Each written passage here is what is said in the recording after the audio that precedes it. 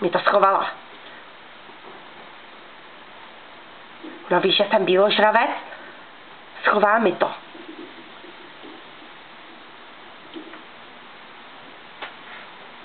No tak. Takže začni. Kde mám tu kytku? Jakou kytku? Já jsem žádnou kytku neměla. Hele, nelži mi. Já dobře vím, že tu kytku máš, já to vím. Prostě to vím. Takže to vyklop. A tak Simčo, tak já jsem tu kytku neviděla. Takže ty si tu kytku neviděl. No neviděla jsem jí, no, tak se neposerne. Fakt jsem ji neviděla jsem ji. Teď tady máš spoustu jiných. Ahoj babičky, našla jsem kytku. Je dobře rozkousaná, jo, ale... Ty jsi hodnej. Tak já vám ji dám, no. Tak, To je hezký, já to můžu. No, nemáš za. To nemůžeš sníst. Jo, ještě, 20 korun. Dávám ti ještě 20 korun. Takže to je ta kytka. Jo, tak, što? Tak, Ježiš, to se posral, takový. No, ty drž hubu, ještě buď ráda, čau.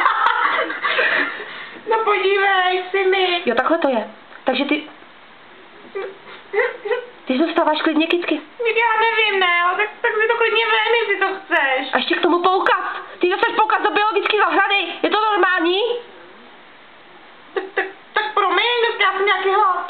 Takže to je, dej to sem, tu kytku dělej, já si chci taky naporcovat. Dělej. Proč? Posral, to je moje. Dělej ta kytka, to se musí naporcovat hned.